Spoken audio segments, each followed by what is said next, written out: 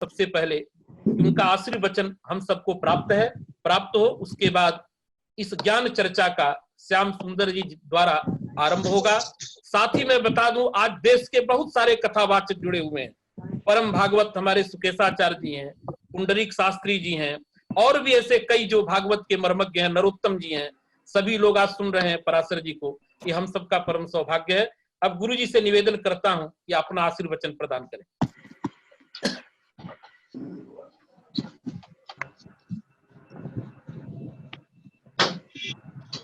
मधुसूदन जी, कुलपति जी बुलाइए। जी जी गुरुजान। शंकराचार्य मध्यमाम अस्मदाचार्य पर्यंताम वंदे गुरु परंपरा। सर्व विद्याधिष्ठात्रीं भगवतीं शारदाम्बां प्रणमामि। यह अत्यंत सौभाग्य का विषय है कि हमारे बीच आज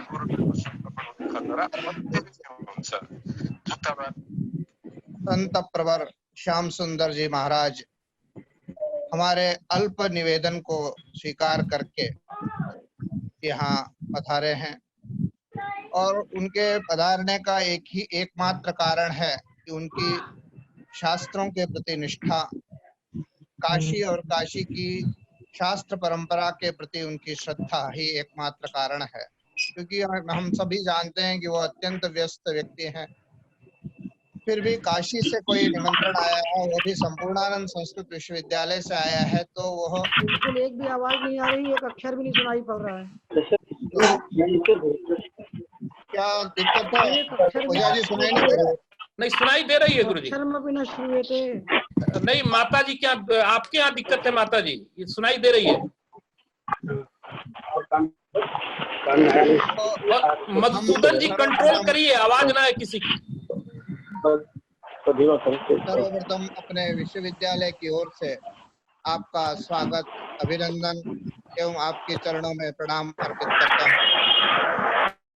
विगत 2 वर्ष के पूर्व जब मैंने इस विश्वविद्यालय में कार्यभार ग्रहण किया था, तो यह ज्ञान चर्चा का कार्यक्रम शुरू किया था। ज्ञान चर्चा हमारे विश्वविद्यालय के छात्रों और अध्यापकों के बीच में तो प्रतिदिन होती रहती है। यहाँ उपनिषदों और समस्त षडंग दर्शनों का, समस्त वेदों का अध्ययन अध्यापन होता ही रहता है, किंतु जनसामान्य के उपयोगार्थ कोई योजना चलानी चाहिए। इस दृष्टि से हम लोगों ने ज्ञान चर्चा नामक एक कार्यक्रम आरंभ किया। विश्वविद्यालय परिसर स्थित वाग्देवी मंदिर के भव्य सभागार में यह प्रायः प्रतिमास अथवा कभी कभी मास में 2 बार भी यह आयोजन होता है। और विश्वविद्यालय का सौभाग्य है कि इस ज्ञान चर्चा सत्र में बहुत बड़े बड़े आचार्य, विश्व के नामांकित आचार्य, उदाहरण के रूप में मैं 2-4 नाम लेना चाहूंगा। परम पूज्य स्वामी रामदेव जी महाराज, परम पूज्य रमेश भाई ओझा जी, परम पूज्य श्री श्री रविशंकर जी महाराज, आनंद सुब्रमण्यम शास्त्री जी महाराज, ऐसे अनेकों नाम हैं जो इस श्रृंखला को गौरवान्वित करते हैं, और उनके वचनामृत से हमारा सारा समाज आप्लावित होता रहा है, और वो परंपरा आज भी चल रही है। इस भीषण महामारी के दौर में भी हमने उस परंपरा को रोका नहीं, और ऑनलाइन माध्यम से प्रथम हमने 18 दिनों में गीता स्वाध्याय शाला के रूप में ज्ञान चर्चा का आयोजन किया। उसके बाद नवधा भक्ति, नवविधा भक्ति के ऊपर 9 दिनों तक व्याख्यान चला, और अभी अभी चल ही रहा है उपनिषद स्वाध्याय के रूप में 3 उपनिषदों पर 9 दिनों का ज्ञान चर्चा सत्र चल रहा है। और आज के तुरंत बाद 4 तारीख से भागवतामृतम नाम से 7 दिन का श्रीमद् भागवत पर एक ज्ञान चर्चा सत्र होने वाला है। तो निरंतर समाज के हितार्थ हम लोग ये आयोजन करते रहते हैं। आज हम लोग का गौरव है, हम लोग का सौभाग्य है कि महाराज श्री श्याम सुंदर जी महाराज जी ने हमारे आमंत्रण को स्वीकार किया, और श्रीमद् भागवत के तो वो गूढ़ वेत्ता है ही हैं। और उन्होंने आज जो विषय चुना है रासपंचाध्यायी, वह तो हम उसका क्या वर्णन करें। वह एक दर्शन भी है, भक्ति तत्व भी है, और साहित्यिक दृष्टि से देखा जाए तो अलंकारिक दृष्टि से देखा जाए तो अलंकार शास्त्र में वर्णित जितने भी प्रधान अलंकार हैं वह इन पंचाध्यायों में उपलब्ध होते हैं। तो एक सांगोपांग सर्वविध समुन्नत यह अंश है श्रीमद् भागवत का। श्रीमद् भागवत का दशम स्कंध तो अपने आप ही महत्वपूर्ण है, और उसमें भी यह जो राजपंचाध्यायी है वह उसी पर वस्तुतः निगम कल्पतरोर गलितम फलम शुकमुखाद अमृतद्रव संयुतम यह चरितार्थ होता है। समस्त निगमों का सार उस राजपंचाध्याय में हमें मिलेगा, सभी उपनिषदों का सार हमें राजपंचाध्याय में मिलेगा। यदि हम अद्वैत वेदांत की दृष्टि से देखते हैं या अन्य किसी वेदांत की दृष्टि से देखते हैं तो सर्वासाम उपनिषदाम अद्वैते ब्रह्मणि तात्पर्यम कहा गया है। परब्रह्म में समस्त उपनिषद गतार्थ होते हैं। परब्रह्म के अतिरिक्त उपनिषद का कोई तात्पर्यार्थ होता नहीं है। शब्दार्थ उपनिषदों के अनेक हो सकते हैं, तात्पर्यार्थ एक होता है, वही है परब्रह्म परमात्मा। इससे अतिरिक्त कोई तात्पर्यार्थ नहीं है। और उस जो तात्पर्य अर्थ होता है वही मुख्यार्थ कहा जाता है। शब्दः तमेव अर्थम वदति, यह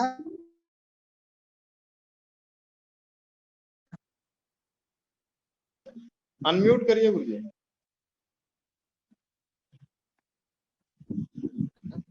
तात्पर्य विषयभूत अर्थ का है तत्व, परमात्मा तत्व, उसको गोपियों से अधिक किसी ने नहीं जाना। गोपियां स्पष्ट कहती हैं कि नखलु गोपिका नंदनो भवान अखिल देहिनाम अंतरात्मदृक्। आप देखिए उपनिषद कहती नेह नानास्ति किंचन, और दूसरी तरफ कहते हैं सर्वं खलविदं ब्रह्म। तो आप जो हैं भगवान कृष्ण को कहते हैं कि आप गोपिका नंदन नहीं है, अभी तो क्या है, परमात्मा है। तो ये तत्वबोध गोपिकाओं को हो चुका है, यही उपनिषद का सार है। किंतु अगर इतना ही भागवत का तात्पर्यार्थ होता तो वह उपनिषद का अनुवाद मात्र माना जाता। लेकिन हम लोग की यह धारणा है कि श्रीमद् भागवत निगम कल्पतरोर गलितम फलम शुकमुखाद अमृतद्रव संयुतम होने के कारण वह उससे भी ऊपर है। निगमों का सार होने के साथ साथ वह उससे अधिक कुछ कहता है। इसीलिए गोपिकाएं कहते हैं कि हम जरूर जानते हैं कि आप परमात्मा हैं, लेकिन हमें परमात्मा के रूप में आप स्वीकार नहीं हैं, हमें वही कृष्ण स्वीकार हैं जो हमारे साथ रास लीला करे, हमारे मक्खन को चुराए दे। अब देखिए भक्ति का उद्रेक कितना है कि वो कहते हैं कि यत्ते सुजात चरणाम्बुरुहं स्तनेषु। अब देखिए कोई भी स्त्री, कोई भी भगिनी इतने उदात्त भाव में नहीं जा सकती है, लेकिन गोपियां वहां तक पहुंच चुकी हैं। यह उनके भक्ति का उद्रेक है। किंतु आप देखें भक्ति के उद्रेक में भी भगवान नियंत्रण करते हैं कि भक्ति का उद्रेक अवश्य हो, लेकिन भक्ति का भी गर्व अभिमान नहीं होना चाहिए। हम भक्त हैं ऐसा अभिमान नहीं होना चाहिए, हम दानी हैं ऐसा अभिमान नहीं होना चाहिए। इसीलिए श्रीमद् भगवत गीता कहती है कि हम दान उसी को दें जो अनुपकारी हो। आजकल दान उसी को दिया जाता है जिससे कुछ हमें प्राप्तव्य हो या अपेक्षा हो, लेकिन श्रीमद् भगवत गीता में भगवान कहते हैं दातव्यमिति यद्दानम दीयते अनुपकारिणे देशे काले च पात्रे च तद्दानम सात्विकम सुतम। तो दान का भी गर्व नहीं होना चाहिए, उसी प्रकार से भक्ति का गर्व नहीं होना चाहिए। उस समय लेश मात्र गर्व हुआ था गोपियों को कि हम भगवान के सबसे निकट हैं, हमारे पास ही आना चाहिए भगवान। इसलिए भगवान उनके उस भक्ति के गर्व को प्रशमन करने के लिए उनको वहां अंतर्धान हो जाते हैं। लेकिन एक बात अवश्य हम लोग को समझनी चाहिए, भगवान जब भी कोई दंड देते हैं तो उसके पीछे दंड देना उनका ध्येय नहीं होता है, उद्देश्य नहीं होता है, अपितु प्रसाद आशीर्वाद देना उनका उद्देश्य होता है। इसलिए भगवान शुक्रदेव व्यासदेव जी कहते हैं कि प्रशमाय प्रसादाय तत्रैवांतरधीयत। ये अत्यंत अद्भुत ये रास पंचाध्यायी है। शब्दों की अगर शैया देखें तो यत्ते सुजात चरणाम्बुर्हं स्तनेषु, शब्द शैया आप देख सकते हैं। शरदोत्फुल्ल मल्लिकाः भगवान् अपि तारात्रीः, शरदोत्फुल्ल मल्लिकाः वीक्षरन्तुं मनश्चक्रे योगमाया समाश्रिताः। आप काव्य शास्त्र की दृष्टि से इसका अध्ययन करना चाहें, वेदांत शास्त्र की दृष्टि से इसका अध्ययन करना चाहिए, एक एक श्लोक पूरे दिन व्याख्या किए जा सकते हैं। ऐसे यह रासपंचाध्यायी अद्भुत जीवन दर्शन है, अद्भुत दर्शन शास्त्र है, अद्भुत भक्ति शास्त्र है, अद्भुत सौंदर्य शास्त्र है। कौन सा शास्त्र ये नहीं है? और उस पर आज हमें कुछ चिंतन करने का अवसर मिला है। हमारी तो इच्छा थी कि महाराज श्री को अगर कोई ऐसा अवसर हो तो वो 5 दिनों पर का एक कोई रास पंचाध्यायी पर विशिष्ट प्रवचन दें। प्रत्येक अध्याय, मेरे दृष्टि में से तो एक एक श्लोक एक एक दिन के लिए कम पड़ेंगे, एक एक दिन एक एक श्लोक के लिए कम पड़ेगा। लेकिन अगर आपको कोई कभी अवसर मिले तो सब इसी माध्यम से 5 दिनों तक रास पंचाध्यायी पर हम लोग को मार्गदर्शन करें। भक्त समाज अत्यंत उपकृत होगा। इन्हीं शब्दों के साथ में पुनः महाराज श्री के प्रति संपूर्ण विश्वविद्यालय परिवार और यहाँ जुड़े जो हजारों की संख्या में मैं देख रहा हूँ कि देश विदेश से लोग ज्ञान तत्व के पिपासु लोग जुड़े हुए हैं, उन सब की ओर से आपके चरणों में प्रणाम अर्पित करते हुए अपनी वाणी को विराम देता हूँ और आपका कोटि कोटि स्वागत करता हूँ। नमस्कार।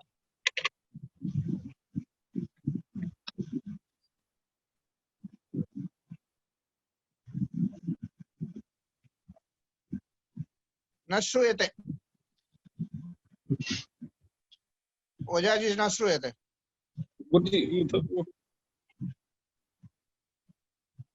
हाँ मधुसूदन जी। हाँ गुरु जी, हाँ अनम्यूट हो गया, बोले बोले। देख, अभी अभी हम सबको कुलपति जी का आशीर्वचन प्राप्त हुआ। जैसा कि गुरुदेव ने अभी कहा है कि समस्त शास्त्रों का समावेश इस भागवत में है। कहा भी जाता है विद्यावताम भागवते परीक्षा। तो मैं ज्यादा नहीं कहूंगा। भागवत एक ऐसा ग्रंथ है जिसमें वेदांत देखें वेदांत मिलता है, द्वैत देखें द्वैत मिलता है, अद्वैत देखें अद्वैत मिलता है। भक्ति तो कहना क्या है, ज्ञान के विषय में कहना क्या है, वैराग्य के विषय में कहना क्या है। यह कहा जाए कि हमारे यहाँ जितने भी प्रकार के शास्त्र हैं, सभी शास्त्रों को एक साथ देखना हो तो हमें भागवत का अध्ययन करना चाहिए। न कर सकें तो आज जैसे वक्ता उपस्थित हैं श्याम सुंदर जी महाराज, इनके विषय में पूरी काशी विद्वत परंपरा हमेशा चर्चा करती रहती है। और हम सभी जानते हैं जब तात्विक कथा की बात आती है, शास्त्र सम्मत कथा की बात आती है, तो श्याम सुंदर जी का नाम हर व्यक्ति लेता, हर विद्वत जन लेता है।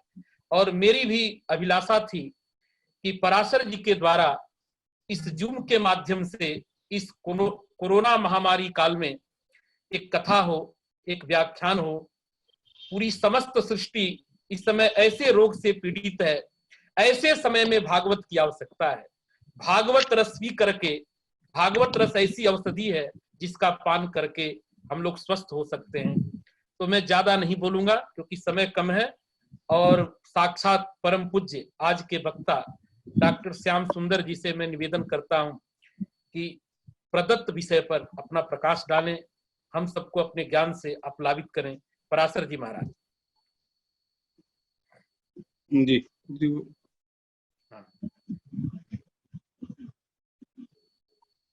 मधुसूदन जी अनम्यूट करिए। हाँ गुरु, इधर से अनम्यूट कर दिए। हाँ, हो गए। ठीक ठीक। श्री राधे। बोल वृंदावन बिहारी लाल की जय। जय। श्री रास बिहारी सरकार की जय। नौमीड्यते भ्रवपुषे तडिदं वराय गुंजावतंस परिपेक्षर सम्मुखाय वन्यस्रजे कबलवेत्र विशाल वेणु लक्ष्मश्रिये मृदुपदे पशुपांगजाय ब्रह्मादि जय संरूढ़ दर्प कंदर्प दर्पहा जयति श्रीपति गोपी रासमंडल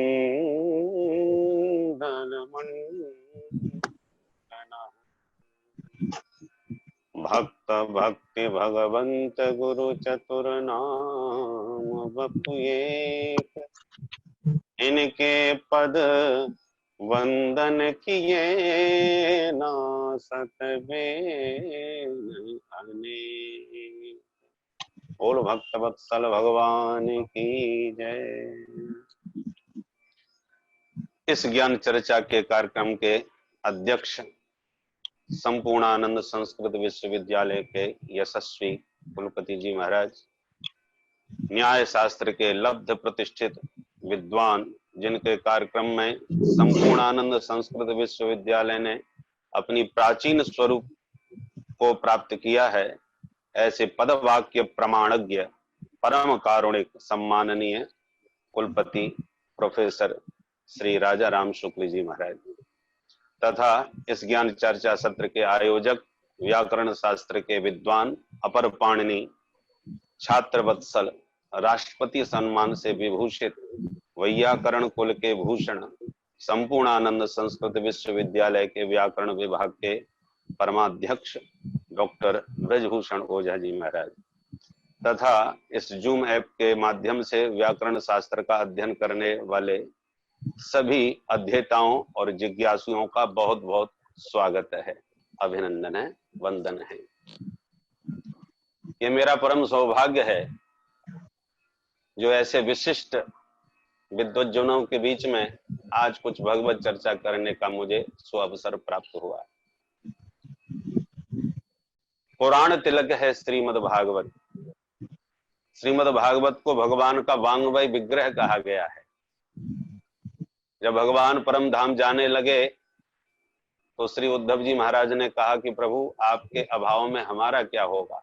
तो भगवान बोले हम कहीं जा थोड़ी रहे हैं, मैं अपने रूपांतरण से ग्रंथ के रूप में आपके बीच ही रहूंगा। और भगवान का वह दिव्य जो तेज था, स्वकीयम यद भवे तेज तच्च भागवते दधा, भगवान अपने उस दिव्य तेज को भागवत में सन्निहित करके विराजमान हो गए। इसलिए तेनेयम वांग्मयी मूर्ति प्रत्यक्षावर्तते हरे, साक्षात भगवान का वांग्मय विग्रह श्रीमद् भागवत है। और श्रीमद् भागवत में भी दसम स्कंद भगवान का हृदय है। और दसम स्कंद में भी जो 29वें अध्याय से 33वें अध्याय तक जो 5 अध्यायों में रास पंचाध्यायी का वर्णन है, ये तो साक्षात भगवान के पंच प्राण ही हैं, जिसकी चर्चा आज हम लोग करने के लिए उपस्थित हुए।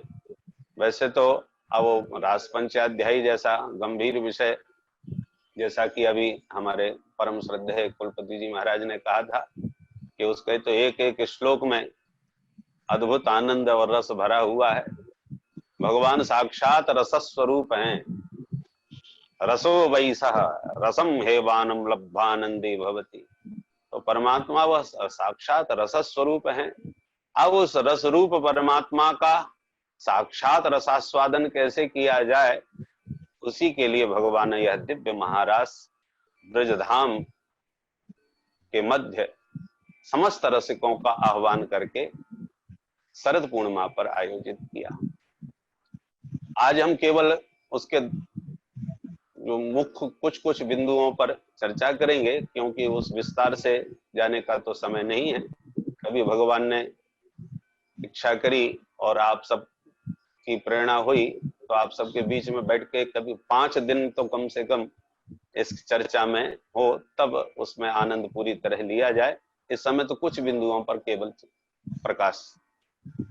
सबसे पहला जो भागवत रास पंचाध्यायी का श्लोक है, भगवान पिता रात्रि शरदोत्फुल्ल मल्लिका वीक्षरन्तुं मनश्चक्रे योगमायामुपाश्रितः। भगवान शब्द से ही महाराज लीला का शुभारंभ किया। और भगवान का मतलब क्या है? जो षडैश्वर संपन्न है। ऐश्वर्यस्य समग्रस्य धर्मस्य यशस श्रियः ज्ञान वैराग्य योश्चैव शरणाम भगे धीरिणा। ये 6 भग जिसमें पूर्णतः विराजमान हो वो भगवान है। जो कर्तुम अकर्तुम अन्यथा कर्तुम समर्थ हैं, उस परमात्मा की यह दिव्य लीला महारास लीला है। और इस रासलीला में हमारा ठीक से तभी प्रवेश संभव है जब हम श्री कृष्ण के योगेश्वरेश्वर स्वरूप को समझ लें। श्री कृष्ण केवल योगी नहीं है, योगेश्वर भी नहीं है, वो योगेश्वरेश्वर है। इसलिए जहां जहां रासलीला में चर्चा आई है भगवान श्री कृष्ण की, तो योगेश्वरेश्वर कह के सुखदेव जी ने उनका स्मरण किया है। तो ऐसे योगेश्वरेश्वर स्वरूप श्री कृष्ण का समझ में आ जाए और फिर भगवान की आह्लादनी शक्ति वृषभानुनंदनी रास रासेश्वरी भगवती राधा रानी के स्वरूप को हम समझ लें कि राधा रानी कौन है। जो साक्षात श्री कृष्ण की आधारभूता आह्लादनी शक्ति है। राधा का मतलब जो सबकी आधार। हम सबका आधार क्या है? धरा, धरती पर हम लोग सब आधारित हैं। तो धरती का भी कोई आधार है। धरती जल पर, जल में आधारित है, जल अग्नि में आधारित है, अग्नि वायु में आधारित है, वायु आकाश में आधारित है। कोई ना कोई एक दूसरे का आधार बना हुआ है। परंतु अंत में जाके कहीं तो ठहरना पड़ेगा कि बस यही सबका अंतिम आधार है। तो आधारों का जो अंतिम आधार है उसका नाम है श्री राधा। आधार आधार अविरल गति से हम कहने लग जाएं तो राधा नाम अपने आप प्रकट हो जाएगा। आधार आधार आधार आधार आधार आधार आधार आधार आधार। तो आधार की अंतिम परिणति राधा, भगवान की पूर्ण आधारभूता आह्लादनी शक्ति। राधा और कृष्ण कहने में 2 हैं पर तत्वतः एक ही है। एक ज्योतिर्भविद्वेधा राधा माधव रूपकम। जैसे गिरा अर्थ जल बीच सम कहियत भिन्न न भिन्न। सीताराम जी भी अभिन्न तत्व हैं, श्री राधा कृष्ण भी अभिन्न तत्व हैं।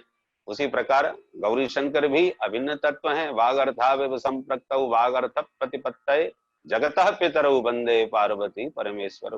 तो ये कहने में 2 हैं। जैसे चंद्रमा की चांदनी, जैसे सूर्य की किरण, जैसे जल की तरंग, जैसे शब्द का अर्थ, ये कहने में 2 हैं परंतु तत्वतः विचार करने पर ये एक ही है। ऐसे श्री राधा और कृष्ण हैं। तो ऐसी यहां पर राधा रानी का सुखदेव जी स्पष्ट नाम नहीं लेते, क्योंकि राधे कहते ही सुखदेव जी को 6 महीने की समाधि लग जाती है। इतने आनंद में विभोर हो जाते हैं। इसलिए वक्ता सावधान रहता है। जिस विषय में वो अत्यंत भाव में डूब जाए तो वो या तो अर्थ संवरण करता है, भाव संवरण करता है और वो प्रयास करता है। क्योंकि एक पूर्ण रूपेण यदि वक्ता डूब जाएगा तो फिर कथा नहीं कह पाएगा। बोले बाबा जब जब राम कथा कहते समय प्रेम में डूबने लगते हैं तो पुण्य मन बाहर कीन, तुरंत अपने मन को सावधान मन कर पुन शंकर लागे कथा कहन अति सुंदर। तो सावधान होकर के कथा कहते हैं, क्योंकि वक्ता डूब गया तो वाणी अवरुद्ध हो जाएगी, कथा भी कैसे आगे बढ़ेगी। इसलिए सुखदेव जी सावधान हैं, कहीं राधे कहते ही हमारी समाधि लग गई तो हम परीक्षित को, जो 7 दिन के मेहमान हैं, उनको कथा कैसे सुना पाएंगे। इसलिए संपूर्ण भागवत में राधा जी का नाम स्पष्ट रूप से तो नहीं, वैसे तो परोक्ष रूप में तो लिया है, पर स्पष्ट रूप से राधा जी का नाम सुखदेव जी ने नहीं लिया। और वैसे जो कितना बहुमूल्य रत्न होता है उसे छुपा करके तिजोरी में ही रखा जाता है, सबको नहीं दिखाया जाता है। आपने भव्य दिव्य भवन बनाया हो तो आने वाले को सबको दिखाएंगे कि ये हमारा बेडरूम है, ये हमारा किचन है, सब पूरा भव्य भवन दिखाओगे, पर ये किसी को नहीं बताओगे ये हमारी तिजोरी है और इसमें इतना माल है और इसकी ये चाबी है। ये जो जितना मूल्यवान पदार्थ वस्तु होती है उसे उतना ही छुपा करके रखा जाता है। इसलिए शब्दों की मंजूषा में शुक्राचार्य जी महाराज ने भी राधा रत्न को बहुत छुपा करके भागवत के भव्य भवन में रखा हुआ है। इसलिए यहाँ पर सुखदेव जी कहते हैं योग माया मुपाश्रिता।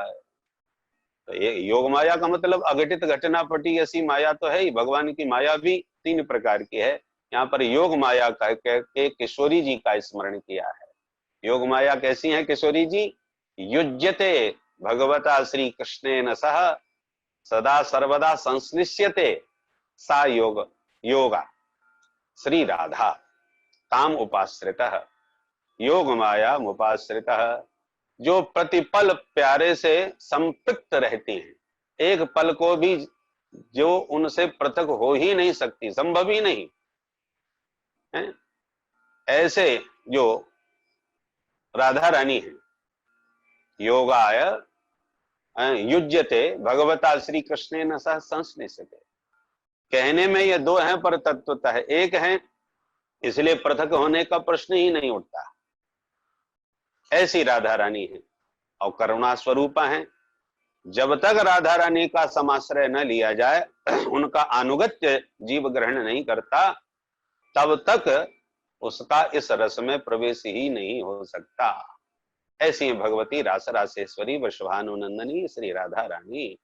इसलिए वृंदावन में ब्रजमंडल में कोई कृष्ण कृष्ण नहीं बोलता, सब राधे राधे पुकारते ही नजर आते हैं, क्योंकि ये बरसाने वाली हैं। जब तक इनका अनुगत्य जीव ग्रहण नहीं करेगा, तब तक हमारे घनश्याम मुरली मनोहर उस पर अपनी कृपा बरसाते ही नहीं है। इसलिए सब बरसाने वाली का ही आश्रय यहाँ ग्रहण करते हैं। तो राधा रानी के स्वरूप को समझें, योगेश्वरेश्वर श्री कृष्ण के स्वरूप को समझें, फिर इसके बाद गोपियों के स्वरूप को समझें। गोपियां भी कोई साधारण स्त्रियां नहीं है, ग्वालिनियां मात्र नहीं है। गोपी का मतलब क्या है? गोभी ही इंद्रिय ही कृष्ण रसम पिबती थी गोपी। जो समग्र इंद्रियों से प्रतिक्षण प्रतिपल एकमात्र श्री कृष्ण रस का ही रसास्वादन करती हैं, वे गोपियां हैं। हम और आप भी गोपी बन सकते हैं। हमारे देवादिदेव भूत भावन भोलेनाथ भी काशी से इस रास रस का रसास्वादन करने के लिए गोपेश्वर बन के श्री धाम वृंदावन में विराजमान है। वो भी गोपी वेश बना करके पधारे।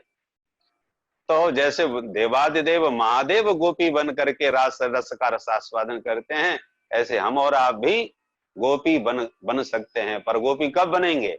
जब हमारी भी समस्त इंद्रियां भगवत रस में डूब जाएं। नेत्र देखें तो केवल मुरली मनोहर माधव की रूप माधुरी को, कान सुने तो केवल कन्हैया के वेणु रव को। इस प्रकार से समस्त इंद्रियां भगवत रस में डूब जाएं तो हम भी सब गोपी बन जाएं।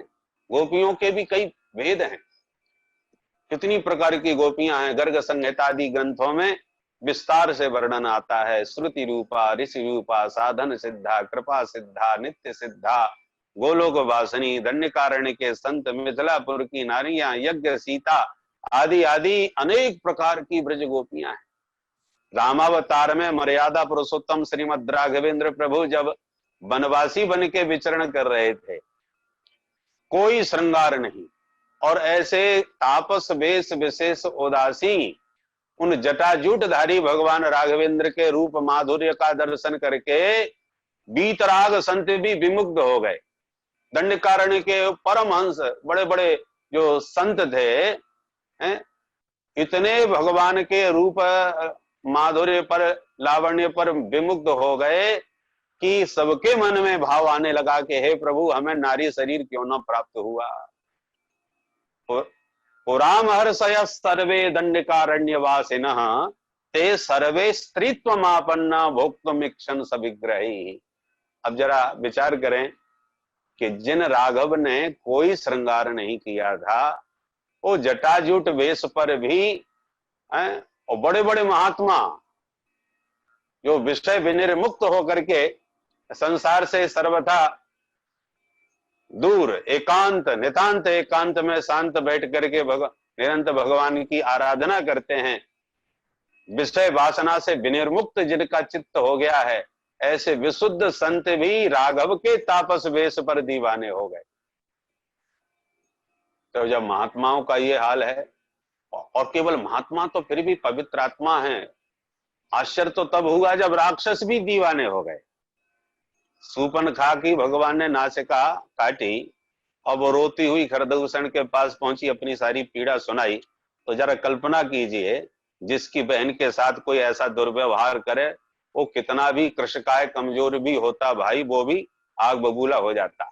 तो खरदूषण तो साक्षात रावण के समान था, उसको कितना भयंकर क्रोध आया हुआ। राक्षस तो स्वभाव से ही तामसी होते, क्रोधी होते हैं, किंतु महाक्रोध में भरा हुआ अनेक सैनिकों के साथ जब राम जी पर आक्रमण किया, और राम जी आर्द्र अपराधी हैं, ऐसा भी नहीं कि बहुत 2-4 साल पुरानी घटना हो, तत्काल की घटना है, और ऐसे अपराधी राम जी सामने खड़े हैं। सूर्पनखा संकेत कर रही है अंगुलियां निर्देश से कि देखो वो रहा, इसके संकेत पर मेरी ये दुर्दशा हुई है। परंतु जैसे ही राम जी का वह त्रिभुवन कमनीय रूप देखा, तो खरदूषण जैसा राक्षस एकदम स्तब्ध रह गया। कहता है रुको रुको, हमारा तो इसे देखते विचार बदल गया। क्या? बोले यद्यपि भगनी कीन्ह कुरूपा, पर बधलायक नहीं पुरुष अनूपा। अनुपम पुरुष है, अद्वितीय पुरुष है, इसलिए काम कितना भी इसने गलत किया हो, पर बधलायक नहीं, ये बध के योग्य नहीं हो सकता। अब जरा सोचिए, राक्षसों के तामस चित्त पर जब इतना चमत्कार भगवान की रूप माधुरी का होता है, तो जो विशुद्ध चित्त वाले हैं उनके चित्त पर क्या चमत्कार होगा। भगवान का अवतार राक्षसों को मारने के लिए नहीं हुआ। भागवत में हनुमान जी कह रहे हैं पंचम स्कंद में, मर्त्यावतार स्वयं मर्त शिक्षणम। राम जी का अवतार मर्यादा का पाठ पढ़ाने के लिए, मानवों को आचरण के द्वारा शिक्षा देने के लिए हुआ है। और जिनका चित्त भगवान के चरणों में नहीं लगता, क्योंकि चित्त बड़ा चंचल है और जन्म जन्मांतर की वासनाओं से मलिन है, तो भगवान में मन कैसे लगे? सबकी यही समस्या है। तो भगवान अपना परम दिव्य रूप धारण करके प्रकट होते हैं, ताकि विषयी चित्त भगवान की ओर आकर्षित हो सके। इसलिए मुख्य उद्देश्य है परित्राणाय साधूनाम, दूसरे नंबर पर विनाशाय च दुष्कृताम। राक्षस उद्धार करना है, सबका कल्याण करना है, कैसे भी हो। जो प्रेम से भगवान के चरणों में चित्त लगा लेते हैं उनका तो कल्याण होता ही है, पर जिनका मन नहीं लगता उनको बाण के द्वारा निर्वाण कर देते हैं। परंतु उद्देश्य तो कल्याण करने का ही है, चाहे वो कृपा से करें चाहे वो कोप से करें। भगवान का तो कोप भी कल्याणप्रद है। इसलिए नारद भक्ति सूत्र में इसलिए नारद जी कहते हैं, तदर्पित खिलाचार सन काम क्रोधाभिमानादिकम तस्मिन नैव करणीयम। काम क्रोध अभिमान आदि दोष, इनको मिटाना बड़ा कठिन है, ये सब नरक के पंथ हैं। तो क्या करें फिर, जब मिट नहीं सकते तो इनसे कैसे बचें? बोले मिटाने के चक्कर में ना पड़ो, यदि बहुत प्रबल हैं तो इनको मोड़ के भगवान से जोड़ दो। जब यही दुर्विकार भगवान से जुड़ जाएंगे तो कल्याण के साधन बन जाएंगे। सप्तम स्कंद के प्रथम अध्याय में देवर्षि नारद जी भी कहते हैं, गोप्य कामाद भयात कंसः द्वैसाद चैद्यादयो नृपाः संबंधात वृष्णय स्नेहाद यूयम भक्त्या वयम विभो। गोपियों का काम गोविंद से जुड़ा हुआ है, इसलिए उनका काम भी जगत बंदी हो गया। प्रेमैव गोपरामाणाम काम इत्यगमत प्रथाम। गोपियों के विशुद्ध प्रेम को ही काम की संज्ञा दी गई है। तो जहां भगवान तो चोर जार शिखामणि हैं, वेद भगवान कहते हैं तस्काराणम पतये नमो नमः। तो भगवान इसलिए हरि हैं, सब हरण करने वाले हैं। व्रजे वसंतम नवनीत चौरम भगवान तो चौरा के गण्य पुरुष हैं, इसलिए चित्त को चुराने वाले थे। नमामि चित्त चोरकम, तो सभी जगत के जीवों का चित्त चुराने के लिए ही चित्त चोर बन करके प्रभु प्रकट भये हैं। केवल माखन चुराने वाले ही नहीं है, राम जी बन करके भी सबके चित्त की चोरी करी, राक्षसों के चित्त को भी आकर्षित किया। और जब तापस वेश के रूप में इतना चमत्कार है, इतना आकर्षण है, तो जब दूल्हा बन के मिथिला में गए होंगे तब क्या चमत्कार हुआ होगा। इसलिए राघव के रूप सौंदर्य पर जितने भी विमुग्ध हो गए, उन सब रसिकों का भगवान ने आह्वान किया और कहा देखो भाई, इस अवतार में तो हम मर्यादा पुरुषोत्तम हैं, इसलिए तुम्हारा मनोरथ हम अगले अवतार में अवश्य पूर्ण करेंगे। तो जो भगवान के उस रूप माधुरी का आश्लेष पाना चाहते हैं, हृदय से लगाना चाहते हैं, उन सभी रसिकों को भगवान ने ब्रज वृंदावन धाम में गोपी के रूप में बुला लिया कि सब आप आओ। जितनी श्रुतियां थी जो ब्रह्म का निरूपण करते, अंत में नेति नेति कह के मौन हो गई, इदमित्थम कह करके उस तत्व को समझ नहीं सकी, पूर्णतः उसका प्रतिपादन नहीं कर सकी। वे श्रुतियां भी ब्रज की गोपियां बन करके ही उस रस का रसास्वादन करने के लिए महाराज में पधारी हैं। इसलिए सामान्य स्त्रियां गोपियां नहीं हैं। इसलिए हमारे ब्रज रसिक जन कहते हैं कि अरे वेदांतियो, कहाँ उस ब्रह्म को तुम वेदों की शाखाओं में ढूंढते फिर रहे हो। वेद तो साक्षात वृक्ष है, निगम कल्प तरो। अभी पूज्य महाराज श्री गुरुदेव सुना रहे थे, कुलपति जी महाराज, कि निगम कल्प तरोर गलितम फलम, ये तो रस है। निगम मान वेद, तो वेद कल्प वृक्ष है। रसिक जन कहते हैं उस वेद रूपी कल्प वृक्ष की शाखाओं में तुम कहां ब्रह्म को ढूंढते फिर रहे हो भाई। तो ज्ञानियों ने कहा कि भाई आप ब्रह्म को वेदों में न ढूंढे तो कहां ढूंढने जाएं। बोले हम बताते हैं। बोले वेद द्रुमे मृगयमा वृंदा विपिने द्रुमे द्रुमे पश्य। वेद रूपी वृक्ष में ढूंढना बंद करो, थक जाओगे। उसको ढूंढना पाना समझना बहुत कठिन होगा। उसे ढूंढना और पाना है तो वृंदावन के वृक्ष के नीचे बीथियों में विचरण करो, तो किसी भी वृक्ष के नीचे बंसी वाला बंसी बजाता हुआ बंसी बट पर मिल जाएगा। बोले तुम्हारी बात का प्रमाण क्या है। बोले प्रमाण यह है कि यद ब्रज बनता भूतवा श्रुति भी यही वावलोकितम पर ब्रह्म। क्योंकि श्रुतियों ने भी बहुत खोजा, बहुत ढूंढा, बहुत गाया है। भागवत में भी इस 10वें स्कंद के 87वें अध्याय में वेद स्तुति है। तो वो श्रुतियों ने खूब गाया, परंतु पूरी तरह समझ नहीं पाया।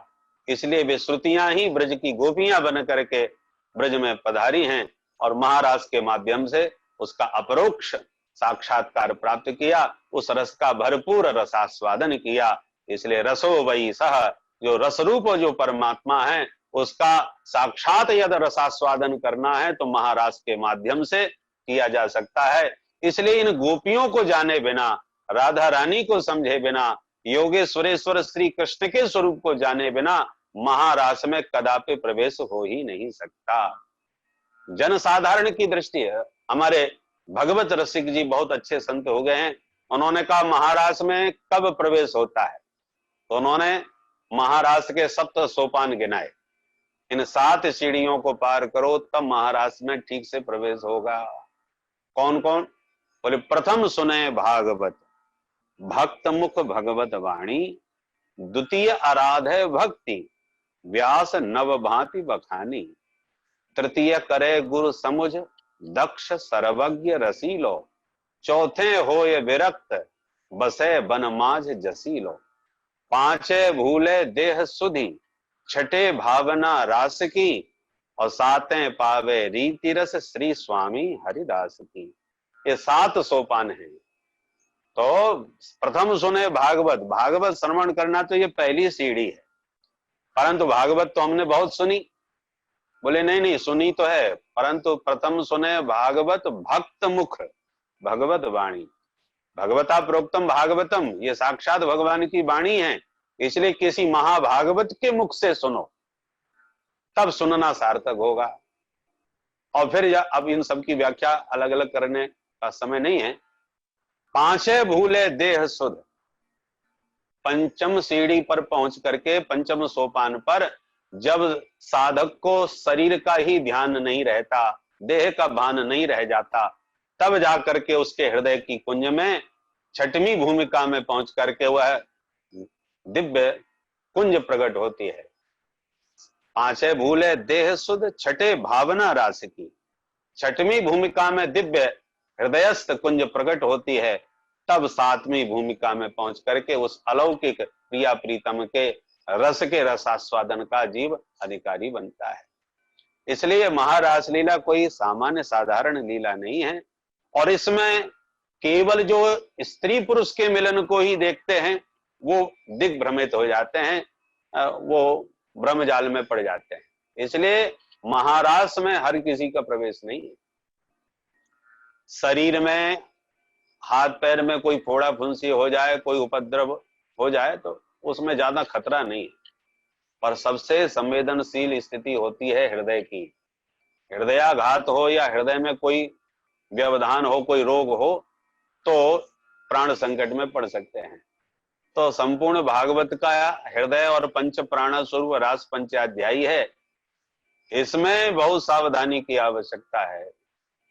यदि हृदय की बीमारी का, हृदय जैसे होता है ऑपरेशन होता है, और जगह के हाथ पैर के किसी फोड़ा फुंसी के ऑपरेशन में कदाचित कोई चूक हो जाए तो ज्यादा खतरा नहीं है, पर हृदय के ऑपरेशन में कहीं चूक हो गई तो जीवन संकट में पड़ जाएगा। इसलिए महारास लीला को यदि समझ में आ गया तब तो जीव का परम मंगल और कल्याण हो गया, पर इसको समझने में यदि चूक हो गई तो उतना ही जीव का पतन हो सकता है। इसलिए इसकी पात्रता हर किसी के पास नहीं है, अतः इसको पंच प्राण की संज्ञा मिली है। ब्रह्मादि जय संरूढ़ दर्प कंदर्प दर्पहा जयति श्रीपतिर गोपी रास मंडल मंडना। श्रीधर स्वामी पाद कहते हैं कि ब्रह्मादिक देवताओं पर विजय प्राकर के कंदर्प को अतिशय दर्प हो गया था, तो कंदर्प दर्प दलना है। कंदर्प के दर्प का दमन करने के लिए है दिव्य महारास लीला भगवान ने आयोजित की। इस लीला के जहां एक और रसिकों को रस का रसास्वादन किया है, वहीं दूसरी ओर कंदर्प के दर्प का दमन भी किया है इस लीला के माध्यम से। क्योंकि कृष्णावतार में भगवान ने किसी को नहीं छोड़ा, किसी का भी अभिमान भगवान ने शेष नहीं रखा, सबका दर्प दमन किया है।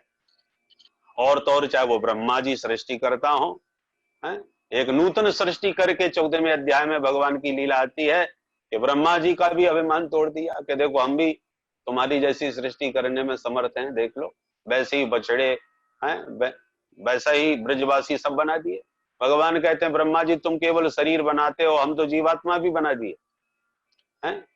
यावत वत्सप वत्स काल्पक बपुर यावत करांग्रहादिकम यावत यष्ट विषाण वेणु दलसिक यावत विभूषांबरम यावत शील गुणा विदा कृतवयो यावत विहारादिकम सर्वम विष्णुमयम गिरोंग वदजः सर्वस्वरूपो बभौ। सर्वम विष्णुमयम जगत, इस श्रुति वाक्य को भगवान ने चरितार्थ कर दिया इस लीला के माध्यम से। क्योंकि लोग जानते थे भाई जीव तो परम भगवान माने शरीर धारण कर सकते हैं, मनुष्य बन सकते हैं, पर यहाँ तो कपड़े भी भगवान बने हुए हैं, लाठी डंडे भी भगवान बने हुए हैं, यावत करांग्रहादिकम यावत यष्ट विषाण वेणु सब कुछ भगवान बन गए। सर्वम गलमिदम ब्रह्म भगवान ने चरितार्थ कर दिया। तो कहने का तात्पर्य है कि भगवान श्री कृष्ण का अवतार जो हुआ है वो सभी को परम रस का रसास्वादन करने के लिए, कराने के लिए हुआ है। इसलिए लीला पुरुषोत्तम श्री कृष्ण हैं, लीला पुरुषोत्तम श्री कृष्ण हैं। इस स्वरूप को समझने की आवश्यकता है। भगवान का अवतार का उद्देश्य ही श्री कृष्ण अवतार में पूरी तरह, इसलिए एते चांस कला पुंसा कृष्णस्तु भगवान स्वयं, परिपूर्ण अवतार भगवान श्री कृष्ण को माना, क्योंकि यहाँ पर भगवान ने कोई कोर कसर कहीं भी नहीं छोड़ी, सभी रसिकों को पूरी तरह रस से परिपूर्ण किया है।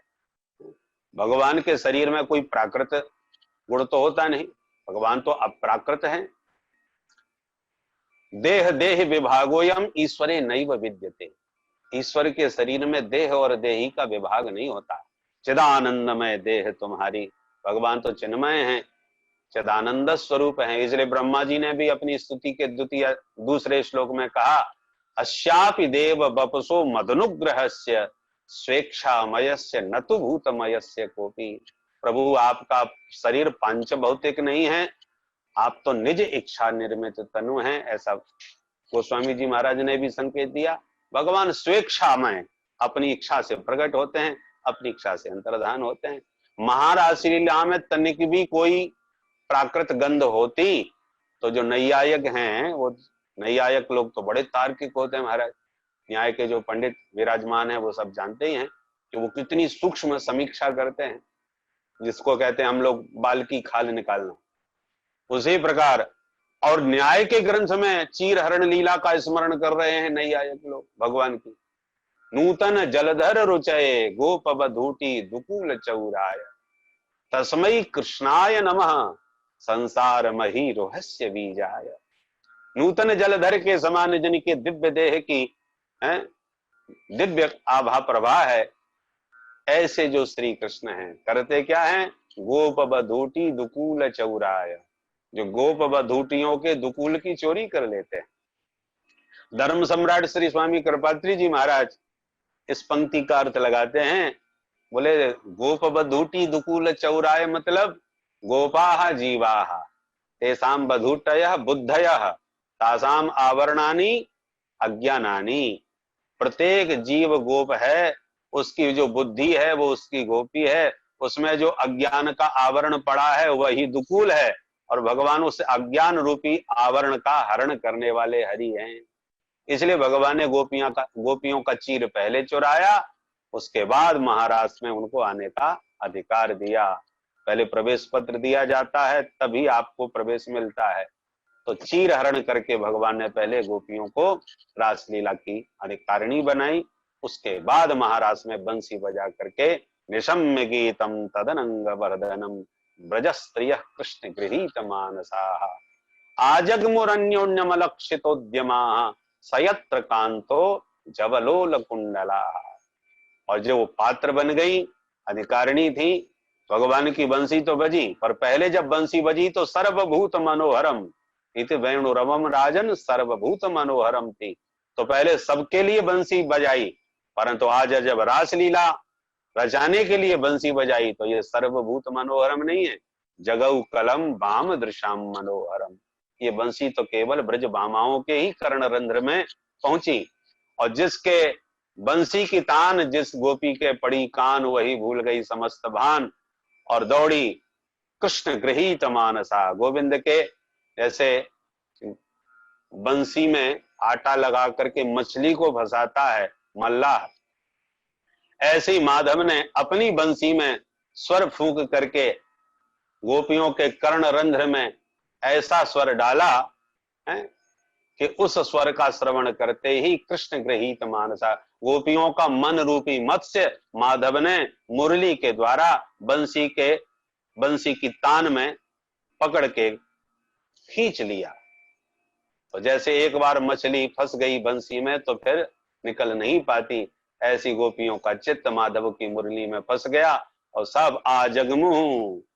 सुखदेव जी ये नहीं कह रहे चली गई, जगमुह क्रिया का प्रयोग नहीं है, आ जगमुह, सब आ गई। और आ जगमुह क्रिया बता रही है कि सुखदेव जी सिर्फ वर्णन नहीं कर रहे, अपितु रास मंडप में विराजमान होकर के प्रत्यक्ष दर्शन कर रहे हैं।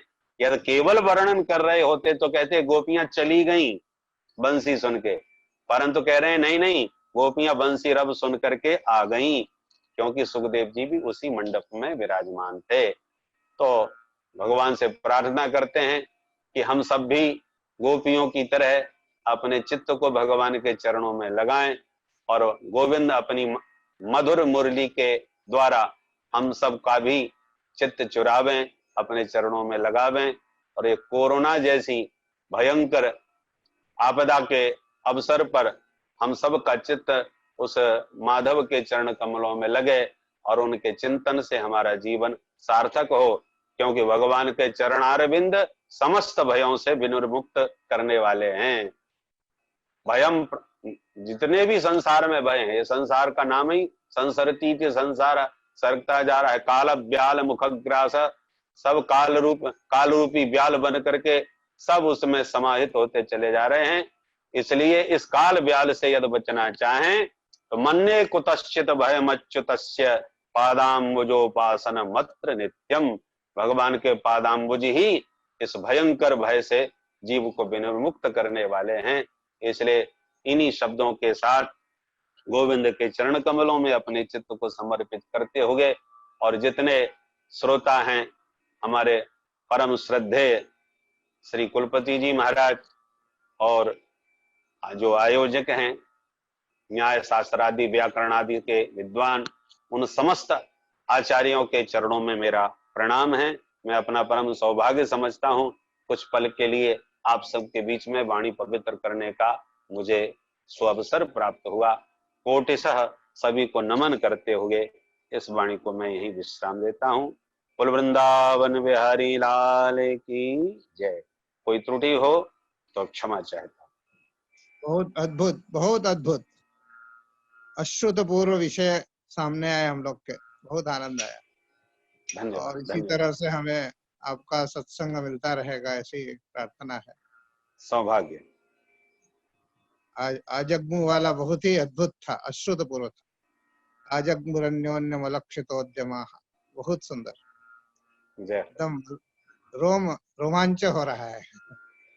धन्यवाद, धन्यवाद। जय हो, आपकी कृपा।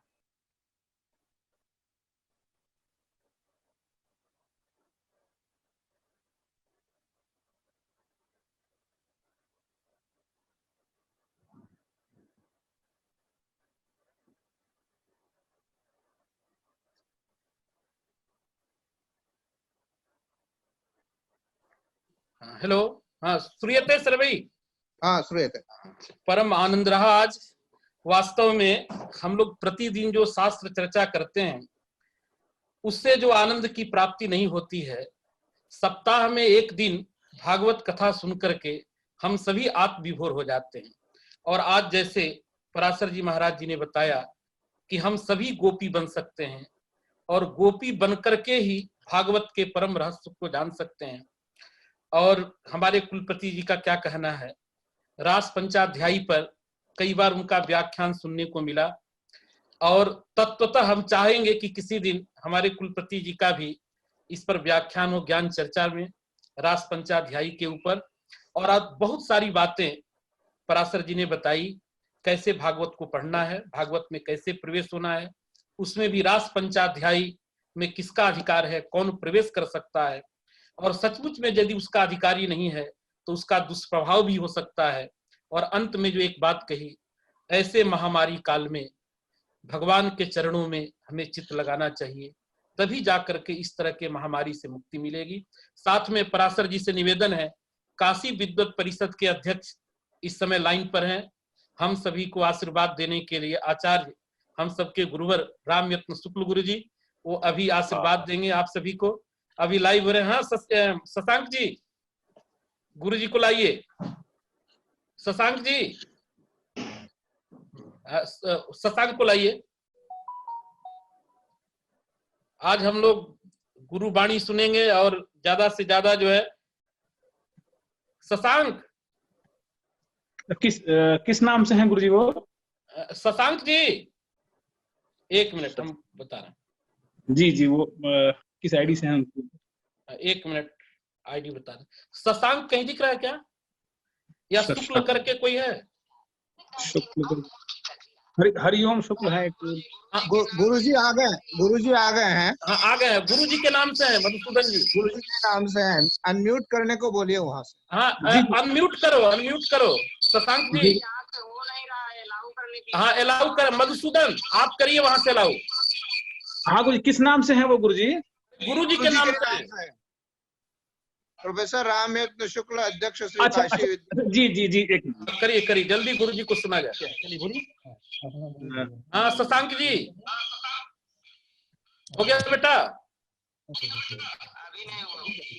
अभी नहीं हुआ है मधुसूदन नहीं जी। हो गया ठीक है, बस अब अनम्यूट रहने देना उसे, है ना? ठीक अमित है, जी हो गया ना, चलिए करिए। हो गया मधुसूदन जी।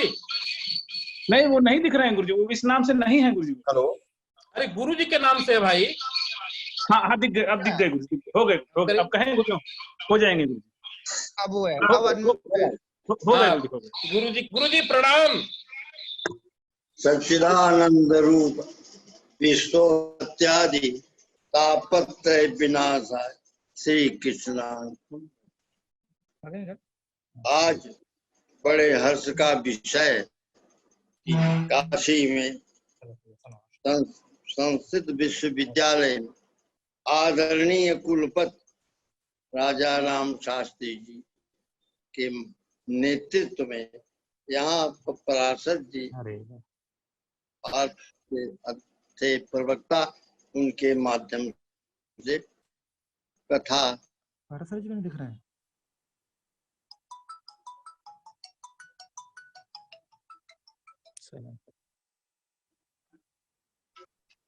का आयोजन किया जाए और उद्देश्य और यहाँ पर कहना है, इस फिर आपत्ति काल में भगवान का स्मरण किया जा रहा है, और वो भी बड़े विद्वान के द्वारा, पराशर के द्वारा, जिसका नाम पूरे भारत में, और वो भी विद्वत शिरोमणि कुलपति के माध्यम से उनके देख रेख में किया जा रहा है। और परम विद्वान संस्कृत विश्वविद्यालय के प्रोफेसर ओझा जी के संयोजक में यह कार्यक्रम बड़े प्रशंसा होने से हमारा पूरा विश्व आनंदित होगा। रास पंचाध्यायी एक ग्रंथ शिरोमणि है, और उसकी कथा कहने के लिए बड़े बड़े विद्वान लालायित होते हैं। आज पराशर जी रास पंचाध्यायी के विषय में कथा कहा, और यह बड़ा आनंद का विषय। हम इस अवसर पर अपने को प्राप्त करके आप लोगों के बीच में मैं प्रस्तुत हो गया। मैं ऐसे कार्य कथा के कहने वाले और जो संयोजक है और जो ऐसे विद्वानों के बीच में मैं अपने को प्राप्त करके अब भगवत चरित्र का वर्णन सुन करके और उसका मैं आनंद ले रहा हूँ, और आप लोगों को भगवान की तरफ से आशीर्वाद देता हूँ कि ऐसी ऐसी कथाओं का चारों तरफ प्रचार प्रसार करके आप लोग गतिशील हों और आप लोग भाग्यशाली हों। मैं इन्हीं शब्दों के द्वारा अपने आप को आप लोगों से वो आशीर्वाद देते हुए समाप्त। गुरु जी को प्रणाम। गुरु जी को प्रणाम। गुरु जी प्रणाम। राजा राम शुक्ल। हाँ, कथा का फल मिला, गुरु जी का दर्शन हो गया। एक कोरोना काल में है कि गुरु जी का नेट के द्वारा डेली हम लोगों को दर्शन हो जा रहा है, ये हम लोगों का सौभाग्य। आज मैं बीमार हो गया। अरे गुरु जी, शरीर में पीड़ा थी, बीमार होंगे गुरु जी। हम गए आपका दर्शन हो जाए, ले आ गया। ना आप बीमार हो ही नहीं सकते हैं, वो शब्द आप पर नहीं लागू होता है। जी जी। अब अंत में जो हमारे अध्यक्ष हैं आज के कुलपति जी और हमारे गुरु जी आचार्य राममित्र शुक्ल जी, साथ में आज के जो प्रमुख मुख्य वक्ता हैं पराशर जी, और अनेक श्रोतागण देश विदेश से जुड़े हुए हैं, सभी को धन्यवाद देने के लिए मैं आमंत्रित करता हूं। जो आज के युवा कथावाचक जो बहुत ही कथा करते हैं, संयोग से हमारे दोनों भाई विद्यार्थी भी हैं, बहुत अच्छा गाते भी हैं, ऐसे नरोत्तम जी से मैं निवेदन करता हूं कि अल्प शब्दों में सबका धन्यवाद ज्ञापन करें। नरोत्तम जी, नरोत्तम, अमित, मधुसूदन जी, मधुसूदन जी, नरोत्तम जी गुरुजी, जी कहें गुरुजी। हाँ, नरोत्तम को कहिए धन्यवाद ज्ञापन के लिए। नरोत्तम, किस नाम से? नरोत्तम, अमित शर्मा। हाँ हाँ, बस अमित जी। हाँ गुरु जी। और इसके पहले एक सूचना दे दूं, अगले अष्टमी या प्रतिपदा को मलुक पीठाधीश्वर राजेंद्र दास जी की कथा संभवतः हो सकती है। आप सभी जुड़िएगा इससे, जो भी मनीषी लोग हैं आगे उन सभी की कथा हम लोग सोचे हैं कि करते रहेंगे अष्टमी प्रतिपदा में। और एक दिन योग पर विशेष कार्यक्रम होगा बहुत जल्दी ही 10 अगस्त के अंदर, जो कि घोषणा में करूंगा किसके द्वारा व्याख्यान होगा, जल्दी ही बताएंगे उसको। हाँ नरोत्तम जी। जी हो गए अनम्यूट। हाँ प्रणाम गुरुदेव, प्रणाम गुरुदेव। हाँ, बोलिए बोलिए। आज बड़ा हर्ष का विषय है कि इस ज्ञान चर्चा के माध्यम से और रास पंचाध्यायी कथा का जो फल है कि हमारे परम आदरणीय श्री राम यत्न शुक्ल गुरु जी का भी हम सबको दर्शन प्राप्त हुआ एवं उनका आशीर्वचन भी प्राप्त हुआ। इस ज्ञान चर्चा के परमाध्यक्ष हमारे देश के महान नैयायिक एवं वेदांतादि शास्त्रों में भी कृत भूरि परिश्रम एवं इस विश्वविद्यालय के यशस्वी कुलपति परम सम्माननीय गुरुकल्प प्रोफेसर राजाराम शुक्ल जी, इनके चरणों में अपने बाग पुष्पों के माध्यम से प्रणाम करते हुए इनके चरणों में प्रणाम करते हुए कुलपति जी का मैं धन्यवाद ज्ञापन करता हूं। तदनंतर आज इस ज्ञान चर्चा के माध्यम से हम लोगों को सुलभता के साथ में प्राप्त मेरे प्रेरणा स्रोत एवं गुरु श्रीमद् भागवत कथा का संगीत के माध्यम से भक्ति ज्ञान वैराग्य आदि को पूरे विश्व में उस भक्ति ज्ञान वैराग्य की चर्चा एवं कीर्ति का विस्तार करने वाले एवं उसकी धारा को प्रवाहित करने वाले डॉक्टर श्री श्याम सुंदर पारासर जी को मैं अपने इस विश्वविद्यालय की ओर से एवं समस्त विद्वानों की ओर से, समस्त गुरुजनों की ओर से एवं इस जूम ऐप के माध्यम से समस्त जितने भी श्रोता एवं अध्येता हैं उनकी ओर से मैं उनका बहुत बहुत धन्यवाद ज्ञापन करता हूं।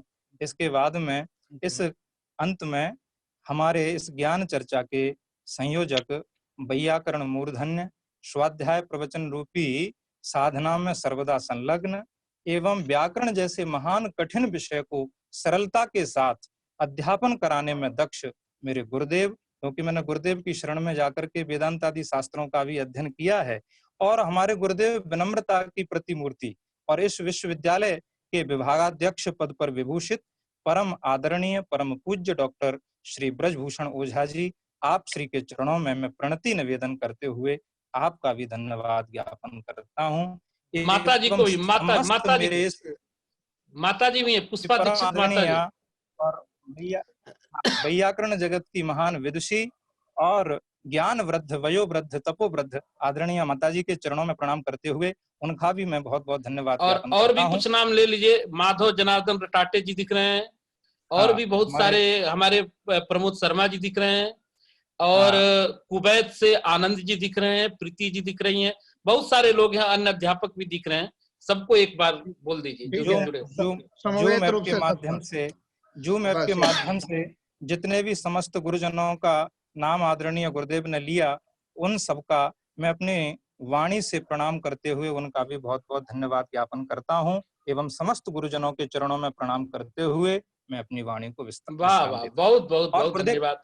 गुरुदेव ने जो सूचना दी है कि संभवतः पूरा प्रयास ये है कि अगले प्रतिपदा के अगले सत्र में जो अनध्याय रहेगा प्रतिपदा में, उसमें हम आदरणीय मलुक पीठाधीश्वर श्री राजेंद्र दास जी महाराज को इस भागवत की चर्चा का माध्यम बनाते हुए उनको हम श्रवण कर सकेंगे। तो गुरुदेव की वाणी लगभग सब लोगों तक पहुंच गई और मैं भी इस बात को निवेदन कर रहा हूं कि इसमें पूरा प्रयास है कि पूज्य महाराज श्री का भी कथा श्रवण करने का हमको अगली प्रतिपदा को यह सौभाग्य प्राप्त होगा। गुरुदेव प्रणाम।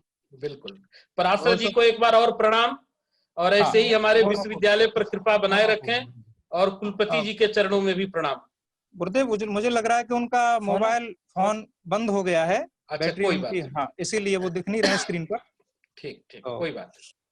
गुरुदेव प्रणाम, चरणेश्वर प्रणाम। गुरु जी प्रणाम। बहुत सुंदर बधाई। और ऐसे ही कार्यक्रम होते रहे और विशिष्ट विद्वानों के साथ साथ युवा विद्वानों को भी अवसर दिया जाए। आज आपने धन्यवाद ज्ञापन किया है। हाँ गुरुदेव, अभी आपको सुनेंगे।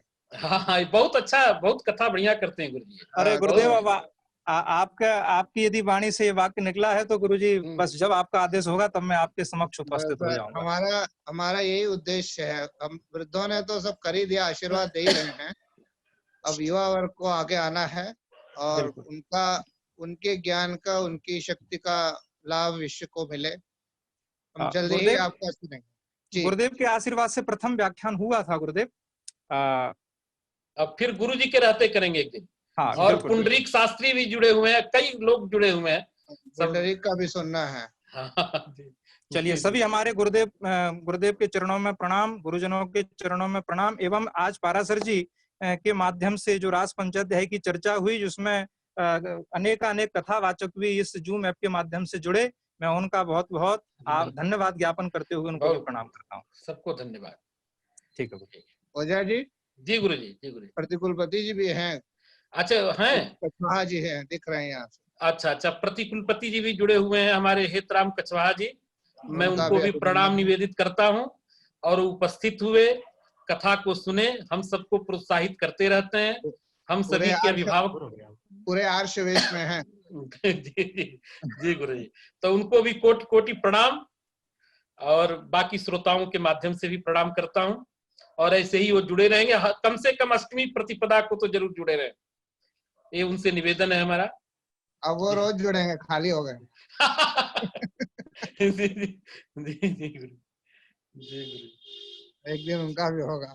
चलिए, बहुत अच्छा। जी गुरु जी, प्रणाम। और बहुत एक अच्छी सूचना है कि हमारे जो मित्र प्रमोद जी हैं, उन्हें जवाहरलाल नेहरू विश्वविद्यालय ने आमंत्रित किया है। हमारा तो विश्वविद्यालय का नुकसान हुआ, लेकिन हमारे लिए बहुत सम्मान का विषय है कि हमारा एक व्यक्ति विश्वविद्यालय में सेवा के लिए जा रहे हैं। बहुत अच्छा लगा। आपको इस माध्यम से भी बधाई दे रहे हैं। जी, सबके ओर से बधाई है इनको।